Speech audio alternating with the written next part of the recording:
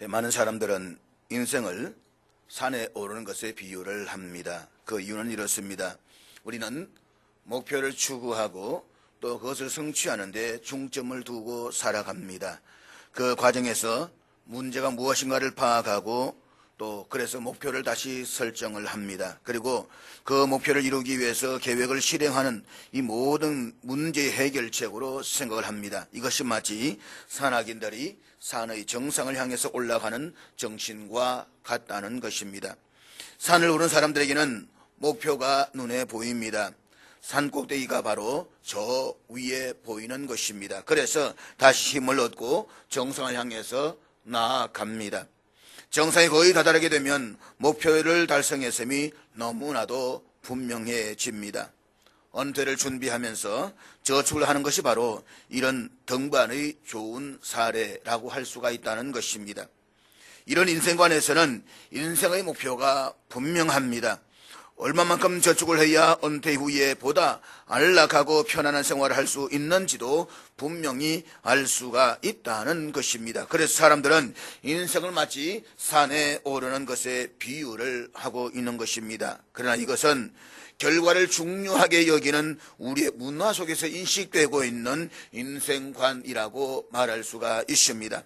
그런데 스티브 도나휴라는 사람은 자신이 쓴 사망을 건너는 6가지 방법, 되나? 이 책입니다. 사망을 건너는 6가지 방법이라는 책에서 인생이란 사막을 건너는 것과 같다라고 이야기를 했습니다. 여러분 한번 사막을 상상해 보시기를 바랍니다. 이 앞에 있는 사진은 알제리에 위치한 모래의 바다로 알려져 있는 사하라 사막입니다. 사하라 사막은 지구상에서 남극 다음으로 넓은 사막입니다. 지도를 통해서 볼 수 있는 것처럼 북아프리카에 위치한 그 시작해 가지고 약 940만 제곱킬로미터에 달하는 거대한 사막입니다. 이 사막은 끝이 보이지를 않습니다. 가다가 길을 잃어버리기도 합니다. 사막 한가운데서 오도 가도 못하는 처지가 되었다가 신길이를 쫓게 되기도 합니다. 사하라 사막을 건너는 동안에는 언제 저 건너편에 다다를지 도대체 알 수가 없습니다. 우리의 인생도 많은 부분이 그 모습과 닮았다는 것입니다. 산악인들에게는 분명한 목표가 있습니다.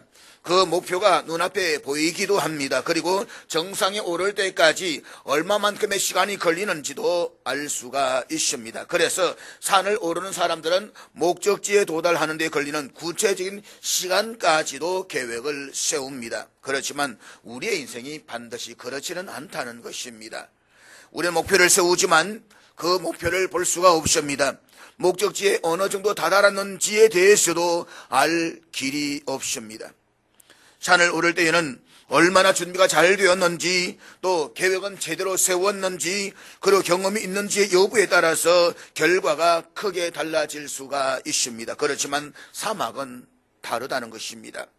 아무리 완벽하게 준비를 갖추어도 사막에서는 전혀 무용지물이 될 수가 있습니다. 그렇습니다. 인생이라고 하는 사막을 건너는 데 있어서 경험이나 준비의 여부가 성공이나 신속성을 보장해 주지는 못하는 것입니다. 인생의 위기 앞에서는 지식도 학위도 경험도 도움이 되지를 않습니다.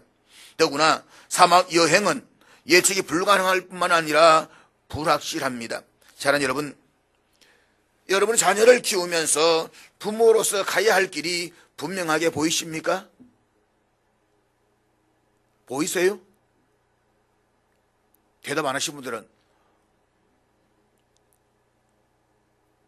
몸을 아무리 가리고 있어도 사정없이 우리의 몸을 파고들어서 괴롭히는 모래 폭풍처럼 인생의 사막에서의 불확실성은 아무도 예측할 수가 없습니다. 무엇보다도 사막의 변화는 그 누구도 예측할 수가 없습니다. 잘 닦여진 길을 따라 걷다 보면 어느 순간에가 길은 사라져버리고 없습니다. 눈앞에 보이던 그 모래 언덕도 그 센 모래바람이 불어오면 흔적도 없이 사라지고 다른 곳에 또 다른 모래 언덕이 세워져 있게 됩니다. 그래서 산봉우리에는 이름이 있지만 모래 언덕에는 이름이 없습니다. 모래 언덕에 이름을 지어 붙인다라고 해도 그 이름을 인쇄한 잉크가 채 마르기도 전에 그 지도는 쓸모가 없게 되어져 버리는 것입니다. 산을 오르다 보면 시원한 바람과 상쾌한 공기가 거기를 걷는 사람들의 마음을 기분 좋게 해줍니다. 그렇지만 사막은 다릅니다. 수시로 휘몰아치는 모래 폭풍이 우리의 눈을 찔러댑니다. 덥덥하고 건조한 공기가 제대로 숨을 쉬지도 못하게 만듭니다. 거대하게 몰아치는 모래 폭풍이 우리의 시야를 가리기도 합니다. 낮에는 뜨거운 태양이 이글거리면서 기온이 영상 40도 이상을 오르지만 밤이 되면 반대로 영하 40도 이하로 떨어지면서 살을 도려내는 듯한 추위가 우리의 목숨을 위협하기도 합니다. 그래서 저자인 스티브 도나휴는 우리의 인생은 마치 사막을 걷는 것과 같다라고 이야기를 하고 있는 것입니다. 그렇습니다. 우리가 인생을 살아간다라고 하는 것은 마치 사막을 걷는 것과 같습니다. 길이 보이지 않는 여행, 모래바람으로 수시로 뒤바뀌는 길, 언제 닥칠지 모르는 모래 폭풍, 극심한 더위와 추위, 모래 언덕이 시야를 가려서 아무것도 보이지 않는 미래에 대한 불안감, 신기루의 유혹, 목마름의 고통. 그런데 놀라운 것은 그런 사막을 떠나지 않고 거기에서 살고 있는 사람들이 있다는 것입니다. 더욱이 이런 사막 여행을 즐기고 그 사막에 도전하는 사람들도 있습니다. 그 이유를 아십니까? 그것은 모든 사막은 샘을 가지고 있기 때문이라는 것입니다. 오아시스는 산에도 없고 강에도 없습니다. 바다에도 없습니다. 오아시스는 오직 사막에만 존재할 뿐입니다. 생 엑쥐베리가 쓴 어린 왕자의 이야기가 우리에게 가르쳐주고 있는 소중한 교훈이 바로 그것입니다. 이 책에서 주인공인 어린 왕자는 계속해서 사막은 아름답다라고 이야기를 합니다. 그랬더니 이야기합니다. 사막이 아름답다는 이유, 그 이유가 도대체 무엇입니까? 이렇게 묻는 질문 앞에 어린 왕자는 이렇게 다시 대답을 합니다. 사막이 아름다운 것은 어딘가에 우물이 숨어있기 때문이야. 오늘 우리 함께 읽은 이사야 12장에서 이사야 선지자는 구원의 우물에서 기쁨이 가득한 물을 길어 올리고서는 여호와께 감사를 드리겠다라고 고백을 하고 있습니다. 우리가 인생 사막에서 경험하게 되는 최대의 놀라운 사건이 있다고 한다면 그것은 바로 구원의 우물에서 목마름을 해결하고 쉬어갈 수가 있다는 사실입니다. 바로 이런 구원의 우물은 사막 같은 인생 여정에서 우리가 경험하는 구원의 은혜를 상징하는 것입니다. 그것은 우리가 예수님을 만났고 예수님을 믿었기 때문에 경험하게 되는 최고의 은혜를 상징하는 것입니다. 우리가 만난 예수 그리스도, 그분은 우리를 향해서 수고하고 무거운 짐진 자들아 다 내게로 오라, 내가 너희를 쉬게 하려고 말씀하시면서 안식의 오아시스로 초대를 하십니다. 우리가 만난 그분은 누구든지 목마르거든 내게로 와서 마시라고 말씀하시면서 우리를 구원의 우물가에로 초대하십니다. 사랑하는 여러분, 사막에서 오아시스가 없다라고 한다면 그 땅은 그야말로 절망의 땅이 되고 말 것입니다. 마찬가지로 사막과 같은 인생에서 구원의 우물이 없다라고 한다면, 목마른 인생을 향한 구원의 은혜가 없다면 우리의 인생은 그야말로 절망일 것입니다. 그러나 인생의 사막 한가운데에서도 하나님께서 우리를 위해 만들어 두신 구원의 우물이 있습니다. 그리고 거기에서 목을 축이고 해갈하는 인생들은 다시 일어나 사막 여행에 도전할 수가 있습니다. 그것은 우리가 사막 같은 인생을 살아가면서 경험할 수 있는 우리를 향한 하나님의 구원의 은혜입니다. 그렇다면 우리가 인생의 사막에서 경험하게 되는 구원의 은혜는 어떤 은혜일까요? 첫째로 그것은 진노 대신 위로를 베푸시는 은혜입니다. 오늘 본문의 1절 말씀, 우리 같이 읽도록 하겠습니다. 1절 다 같이 읽습니다. 시작. 여기 보면 두 가지 중요한 단어가 나옵니다. 전에는, 이제는. 전에는 하나님께서 진노하셨습니다. 그렇지만 이제는 하나님께서 그 진노를 거두시고 나에게 위로를 베풀어 주십니다. 그렇기 때문에 오늘 이사야 선지자는 하나님께 감사를 드리겠다라고 고백하고 있는 것입니다. 역사적으로 오늘 이 본문의 배경은 이스라엘이 아수로부터 침략을 받고 노예가 될 궁지에 몰리게 된 그 시기였습니다.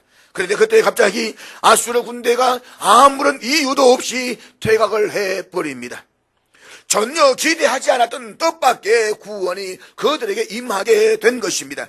그때 그들은 역사의 배후에 있었던 하나님의 구원을 생각하고 주께 감사를 드리고 있는 것입니다. 전에는 하나님 앞에 범죄하고 하나님의 진노의 대상이었습니다. 그러나 이제는 우리를 용서하시고 위로해 주십니다.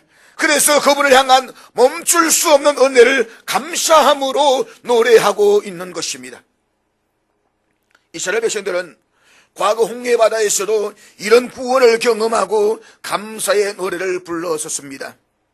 그리고 이런 구원의 노래는 우리가 새로운 출애굽을 경험할 때마다 우리의 입으로 올려지는 감사의 고백인 것입니다. 그러므로 구원받은 백성들에게는 하나님의 진노조차도 감사의 이유가 된다는 사실을 사랑하는 여러분 잊지 마시기를 바랍니다. 왜냐하면 하나님의 진노는 사랑하는 자녀의 잘못을 고치고 돌이키게 하시는 훈계의 방편이기 때문인 것입니다. 뿐만 아니라 비록 하나님께서 진노하실지라도 그의 진노는 잠깐이며 그의 은총은 평생 변함없이 지속되기 때문인 것입니다. 그렇기 때문에 우리는 한때 그의 진노 앞에서 울었지만 그가 베풀어 주시는 은혜와 사랑 앞에서 웃음이 가득한 모습으로 감사하게 되는 것입니다. 우리는 지금 신약의 시대를 살아가고 있습니다. 새로운 언약의 시대를 살아가는 오늘의 주의 백성들의 고백을 우리는 에베소서 2장 3절부터 5절까지 말씀에서 한번 같이 읽어보도록 하겠습니다. 같이 읽겠습니다. 시작. 여기에서도 전에는 이라는 말씀으로 시작을 합니다. 전에는 우리가 진노의 자녀이었습니다. 그렇습니다. 예수 그리스도를 믿기 전에 우리는 본질상 진노의 자녀이었습니다. 그러나 이제는 긍휼이 풍성하신 하나님의 은혜로 구원을 받았습니다. 전에는 죄의 종이었습니다. 그러나 이제는 죄로부터 해방되어서 의의 종이 되었습니다. 이 놀라운 구원의 은혜를 경험한 우리는 하나님께 감사와 찬양을 드려야 마땅한 것입니다. 우리가 이사야서 1장 6절에 보면 이사야 선지자는 이미 우리가 경험한 상태를 이렇게 묘사하고 있습니다. 발바닥에서부터 머리까지 성난 곳이 없이 상한 것과 터진 것과 쇠로 맞은 흔적뿐이거늘 그것을 싸매며 기름으로 부드럽게 하시는 하나님, 그 하나님이 바로 구원의 하나님이라고 고백하고 있는 것입니다. 호사 선지자는 6장 1절에서 이런 하나님의 놀라운 구원의 은혜로 우리를 초대하고 있습니다. 같이 읽겠습니다. 시작. 오라 우리가 여호와께로 돌아가자. 여호와께서 우리를 찢으셨으나 도로 낫게 하실 것이요 우리를 치셨으나 사매어 주실 것입니다. 우리가 부모가 되어서 자녀를 키워가면서 보면 어떤 때는 자녀에게 채찍질을 할 수밖에 없는 상황에 직면할 때가 있습니다. 그래서는 아니겠지만 정말 어쩔 수 없이 아이의 잘못을 보면서 교훈하기 위해서 매를 들어야 할 때가 있습니다. 채찍질하고 야단하고 징계한 후에 마음 깊은 곳으로부터 아파하면서 더 큰 사랑으로 자녀들을 품에 안고 위로해 본 경험이 있을 것입니다. 그것이 바로 우리를 향한 하나님 아버지의 심정입니다. 이런 하나님의 은혜를 우리가 자주 부르는 찬송가 527장에 어서 돌아와야 한다는 대목에서 이렇게 찬양합니다. 때리시고 어루만져 위로해 주시는 우리 주님의 넓은 품. 때리시고 어루만져 위로해 주시는 우리 주위의 넓은 품으로 어서 돌아오소. 그렇습니다. 하나님께서 우리를 상하게 하셨지만 그분께로 돌아오면 치료해 주실 것입니다.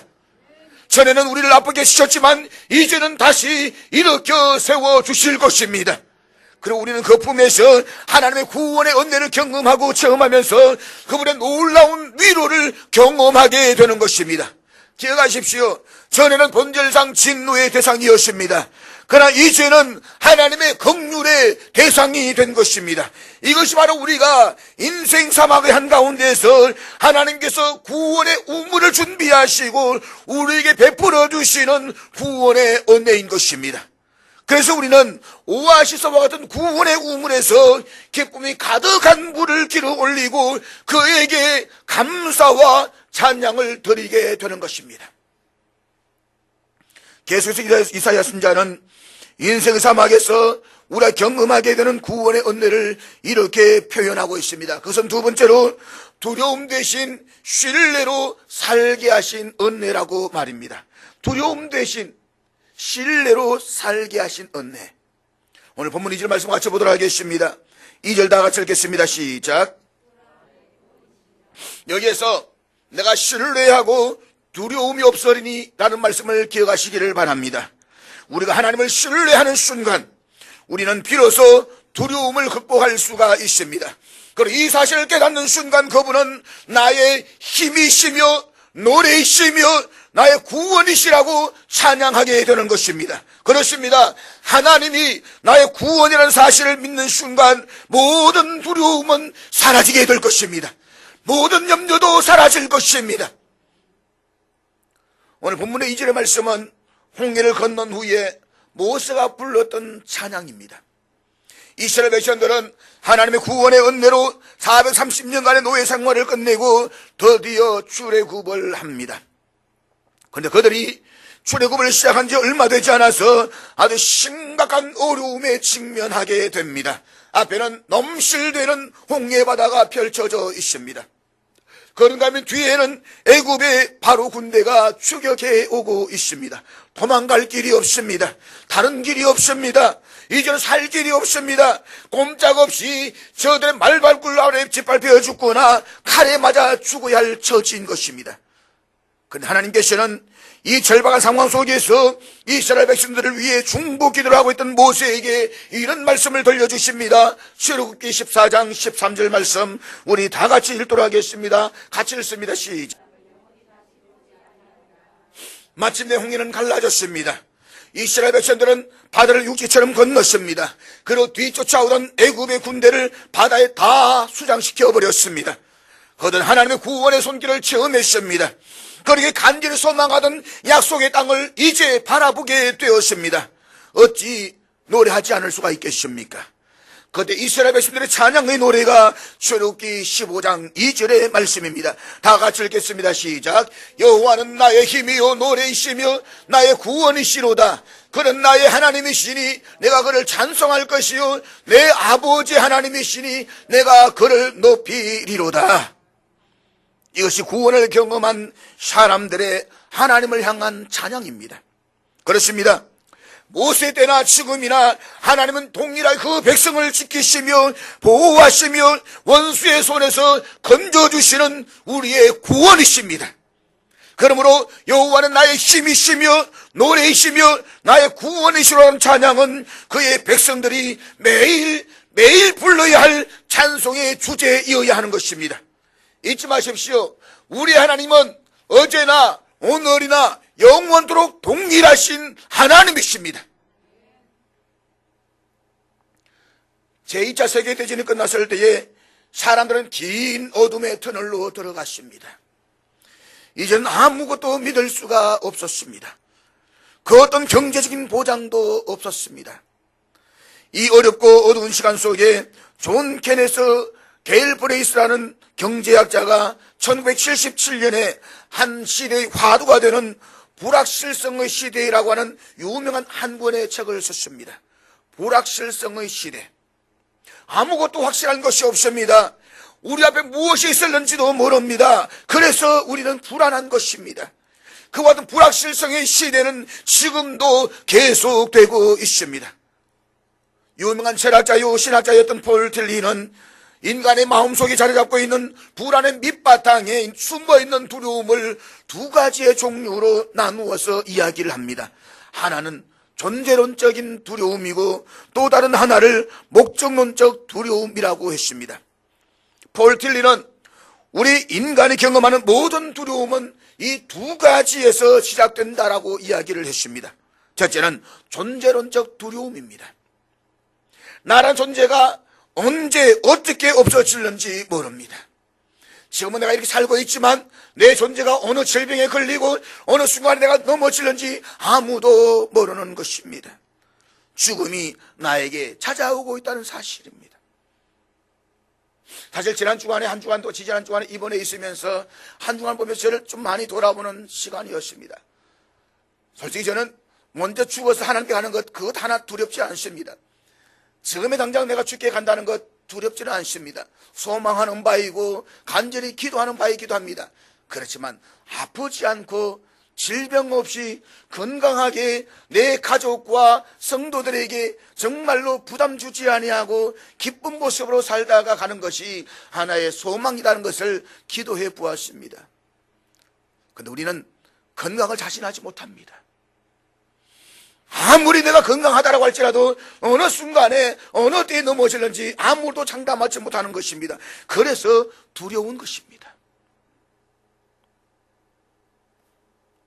때문에 우리는 늘 불안 속에 살아갈 수밖에 없다는 것입니다. 그러나 또 하나의 두려움이 있는데 그것이 바로 목적론적 두려움이라는 것입니다. 내가 살아있다라고 해도 왜 살아있는지를 모릅니다. 무엇을 위해서 사는지를 모릅니다. 목적을 잃어버린 인생의 방황, 여기에서 인간의 마음 건조해서 우리를 붙들고 있는 두려움과 불안이 있다는 것입니다. 사랑하는 여러분, 그런데 이런 광야 같은 세상, 이런 사막의 한복판에서 우리가 믿고 붙들 수 있는 영원한 분이 계신다는 사실을 아십니까? 그리고 내가 그분을 위해서 날마다 하루하루의 삶을 인도받고 분명한 목적지를 향해서 나아가고 있다는 사실을 아십니까? 기억하십시오. 하나님은 우리가 인생의 사막 한가운데서 길을 잃고 방황할 때에도 언제나 나와 함께 우리와 함께 동행해 주십니다. 사랑하는 딸이 불치의 병에 걸렸을 때에 말할 수 없는 두려움으로 죽어가는 딸을 바라보고만 있었던 회당장 야이로를 기억하십니까? 그런데 그 집에 예수님이 찾아오셨습니다. 그리고 회당장 야이로를 향해서 이렇게 복음을 선포하십니다. 마가복음 5장 36절의 말씀을 우리 다 같이 읽도록 하겠습니다. 같이 읽습니다. 시작. 예수께서 그 하는 말을 회당장이 이르시되 두려워하지 말고 믿기만 하라 하시고, 두려워하지 말고 믿기만 하라 하시고, 그래서 따라하시겠습니다. 두려워하지 말고 믿기만 하라. 두려워하지 말고 믿기만 하라. 두려워하지 말고 믿기만 하라. 옆에 있는 분에게 이렇게 한번 말씀해 보시겠습니까? 두려워하지 말고 믿기만 하십시오. 산을 오를 때에는 지도가 필요합니다. 그러나 사막에서 지도는 도움이 되지를 못합니다. 아무리 잘 만들어진 지도라고 할지라도 모래 북풍이 불면 조금 전에 있던 길도 사라져 버립니다. 거센 모래바람이 불어서 사막의 모양이 바뀌면 지도는 아무런 소용이 없어지고 우리는 길을 잃어버리게 되는 것입니다. 그럼 인생의 사막을 걸어갈 때에 정말로 필요한 것은 나침반입니다. 내 인생의 목적과 방향을 잃어버리지 않기 위해서 우리는 마음의 나침반을 따라가야만 합니다. 마음의 나침반, 그것은 우리의 길이 되시는 예수님을 내 중심에 모시고 그분을 따라가는 것입니다. 기억하십시오. 우리가 길 되시는 예수님을 따라갈 때에 그분은 나의 힘이시요 노래이시며 나의 구원이 되어주십니다. 그러므로 두려워할 수밖에 없는 사막 같은 세상 한복판에서 두려움 대신에 믿음으로 날마다 살게 하시는 하나님을 신뢰하십시오. 그리고 그분을 찬양하십시오. 이것이 우리가 오아시스와 같은 구원의 우물에서 경험하게 되는 구원의 은혜인 것입니다. 마지막으로 우리가 인생의 사막에서 경험하게 되는 구원의 은혜는 어떤 은혜일까요? 그것은 목마름 대신에 기쁨으로 해결하시는 은혜입니다. 이제 더 이상 목말라 할 필요가 없다는 것입니다. 왜냐하면 나의 목마름을 해결하는 놀라운 생수를 마셨기 때문입니다. 평생을 목말라 하며 이 남자에게서 저 남자에게로, 이 자리에서 저 자리에로 삶의 목표와 대상을 옮겨갔지만 도무지 목마름을 해결할 수 없었던 불쌍한 한 여인을 우리는 기억합니다. 그런데 그 여인이 어느 날 예수 그리스도를 만났을 때에 놀라운 복음을 얻습니다. 요한복음 4장 14절의 말씀을 우리 다 같이 읽도록 하겠습니다. 같이 읽습니다. 시작. 내가 주는 물을 마시는 자는 영원히 목마르지 아니하리니 내가 주는 물은 그 속에서 영생하도록 솟아나는 샘물이 되리라. 아멘. 이것이 복음입니다.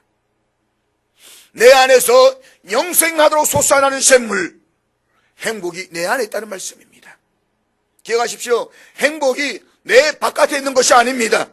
환경에 의존하는 행복이 아닙니다. 예수를 믿었더니 내 속에서 솟아나는 샘물입니다. 예수 그리스도를 인해서 내 안에 행복의 샘터를 갖게 되는 것입니다. 그러나 우리가 잊지 말아야 할 사실이 있습니다. 그것은 이 영원한 행복의 샘물은 샘물의 근원이신 예수님께서 내 안에 계시기 때문에 가능한 것입니다. 영원한 생수가 되시는 우리 주님께서 내 안에 계셔서 끊임없이 생수를 공급해 주시기 때문에 그래서 나는 기뻐할 수가 있는 것입니다. 잊지 마십시오. 예수 그리스도를 떠나는 순간 그의 심령은 기갈에 허덕이게 될 것입니다. 예수 그리스도가 없는 인생은 또 다른 목마름을 찾기 위해서 끊임없이 방황하게 될 것입니다. 그러므로 생수가 되시는 예수 그리스도를 내 마음의 중심에 모십시오. 그리고 그분으로 인해서 구원의 우물에서 기쁨이 가득한 물을 날마다 때마다 길어 올리십시오. 사랑하는 여러분, 이 생수의 물을 마셨던 사마리아 여인의 반응을 기억하십니까? 우물가에 물을 길러 왔습니다. 그런데 그녀는 물을 기를 생각도 하지 않고 물동이를 내버려둔 채 새롭게 찾은 행복을 전하기 위해서 동네로 달려갔습니다. 그리고 사람들 향해서 외치기 시작합니다. 내가 메시아를 만났다고. 그분이 나에게 목마르지 않는 영원한 생수 행복을 주었다고. 사랑하는 여러분, 구원의 우물에서 해결하는 넘치는 구원의 기쁨과 감격을 경험한 이사야 선지자는 이렇게 선포하고 있습니다. 본문 4절의 말씀을 우리 다 같이 읽도록 하겠습니다. 같이 읽습니다. 시작. 오늘 본문에서는 구원의 우물에서 기쁨이 가득한 구원의 은혜를 경험한 백성이라고 한다면 마땅히 행해야 할 바를 4개의 명령문으로 우리에게 제시하고 있습니다. 첫째는 여호와께 감사라는 것입니다. 그렇습니다. 구원받은 백성에서 입에 나오는 최초의 언어는 감사이어야만 합니다. 죽을 수밖에 없는 나를 구원하시는 하나님 감사합니다. 인생의 사막에서 방향을 세워주시고 뒤를 인도하시는 하나님 감사합니다. 내 마른 내 영혼의 생수를 주시고 나로 하여금 기간을 해결하신 하나님 감사합니다. 그리고 우리는 범사에 감사해야만 합니다. 왜냐하면 우리가 구원의 우물에서 이 생수를 마시고 구원의 은혜를 체험했기 때문인 것입니다. 그러므로 사랑하는 여러분, 여호와께 감사하십시오. 날마다 감사하십시오. 두 번째는 그의 이름을 부르라는 것입니다. 다시 말해서 구원의 우물에서 말할 수 없는 하나님의 구원의 은혜를 경험한 사람은 마땅히 그분 앞에 나와 예배를 드리기를 소홀히 하지 말아야만 합니다. 예배는 구원받은 자가 하나님에 드려야 할 의무이기도 하지만, 그러나 예배는 죄인된 우리가 구원받았음을 확인하는 축복의 시간이기도 한 것입니다. 보십시오. 아무나 하나님께 나와서 예배를 드리지 않습니다. 구원받은 은혜에 대한 감사하는 사람만이 구원자이신 하나님께 나와서 예배를 드리는 것입니다. 내가 정말 구원의 은혜를 경험했고 그 은혜 속에서 내가 기가를 해결했고 하나님 은혜를 내가 처음 했다고 한다면 그 무엇보다도 예배가 소중한 것입니다. 예배가 가장 우선적인 것입니다. 예배보다 앞서는 것은 없는 것입니다. 그러므로 사랑하는 여러분, 주 앞에서 예배 드리기를 소홀히 하지 마십시오. 예배에 성공하십시오. 하나님이 원하시는 것은 그 예배성들이 주 앞에 나와 순종하며 예배하는 것입니다. 세 번째는 그의 행하심을 만국 중에 선포하라는 것입니다. 사랑하는 여러분, 구원의 주님을 만나셨습니까? 내 영혼의 기가를 해결하셨습니까? 그리고 우리 주님께서 예비하신 구원의 우물에서 기쁨이 가득한 구원의 은혜를 체험하셨습니까? 왜 대답 없나요? 왜 멀뚱멀뚱하십니까? 제가 잘못 질문했나요? 내가 정말로 구원의 주님을 만났고 또 구원의 은혜를 체험했다라고 한다면, 그렇다면 여러분, 그분이 행하시는 은혜를 세상에 선포하십시오. 우리가 정말로 구원의 은혜를 체험했다라고 한다면 그 은혜를 믿지 않는 불신자들에게 전파해야만 합니다. 그것이 우리들에게 주어진 사명인 것입니다. 마지막 네 번째는 그의 이름을 높이라는 것입니다. 다시 말해서 우리의 모든 행위들을 통해서 하나님의 이름을 높여드려야만 합니다. 우리의 삶이 하나님께 영광이 되게 해야만 합니다. 이것은 하나님께서 그의 백성들에게 내리신 궁극적인 삶의 목표인 것입니다. 우리가 왜 살아가십니까? 왜 돈을 버십니까? 왜 공부합니까? 하나님을 영화롭게 하기 위해서. 이혜인 시인이 쓴 시 가운데 우물가의 사마리아 여인처럼이라는 시가 있습니다. 이 시는 내 목마름을 해결할 수 있던 놀라운 감사를 시로 표현하고 있습니다. 한번 들어보시기 바랍니다. 언제나 일상의 우물가에서 작고 초라한 두레박으로 당신께 물을 길어드린 저에게는 이제는 두레박 없이도 물 깃는 법을 거듭 깨우쳐 주시렵니까? 당신이 깊고 맑은 우물 자체로 제 곁에 계신 순간부터 저의 매일은 새로운 축제입니다. 긴 세월 고여왔던 슬픔과 목마름도 제 항아리 속의 물방울처럼 일제히 웃으며 일었습니다. 당신을 만난 기쁨이 하도 커서 제가 죄인임을 잠시 잊더라도 용서해 주시겠지요. 주님, 당신을 사랑하는 기쁨은 참으로 감출 수가 없습니다. 물동이를 버려두고 동네로 뛰어나간 우물가의 사마리아 여인처럼 저도 이제는 저 멀리 뛰어가게 하소서. 더 많은 이들을 당신께 데려오기 위하여, 그리고 생명의 물 이야기를 하기 위하여. 사랑하는 여러분, 사막이 아름다울 수 있는 이유는 그 사막에 우물이 감추어졌기 때문이라고 했습니다. 그렇습니다. 사막은 아직도 견디기 힘든 모래 폭풍을 연출하고 있습니다. 사막은 아직도 우리를 힘겹게 주저앉는 여러 가지 고통을 가져다 주고 있습니다. 사막은 우리의 눈을 뜰 수 없도록 모래의 바람을 일으키고 있습니다. 그래도 우리는 백지 대리의 어린 왕자와 더불어서 이렇게 말하고 싶은 것이 있습니다. 그래도 사막은 아름다운 곳이라고. 왜냐하면 우리는 여기에서 구원의 우물을 발견했기 때문인 것입니다. 거기에서 영원히 목마르지 않는 생수를 마셨기 때문입니다. 거기에서 내 목을 해결하시는 놀라운 분을 만났기 때문인 것입니다. 그렇습니다. 그 예수님 때문에 우리는 이렇게 말할 수가 있는 것입니다. 비록 사막 같은 인생이라도 살만한 것이라고. 인생은 아름다운 것이라고.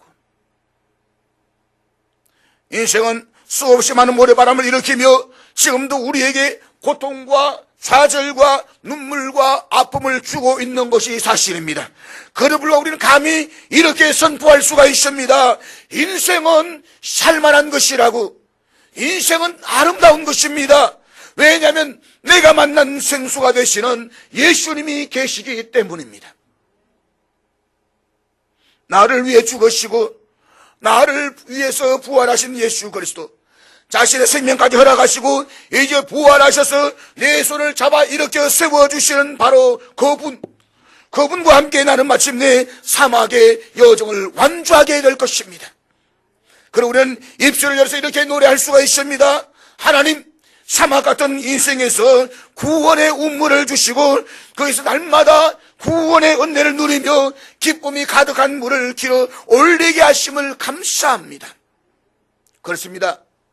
지금도 여전히 모래바람이 불어오고 내 눈에 모래알이 들어가서 눈물을 흘리게 하고 있을지라도 그럼에 불구하고 나에게 사막을 이길 수 있는 힘을 주시는 하나님을 찬양하며 감사하면서 이 사막 같은 인생을 걸어가며 승리하는 저와 힘들 수 있기를 주의 이름으로 축복합니다.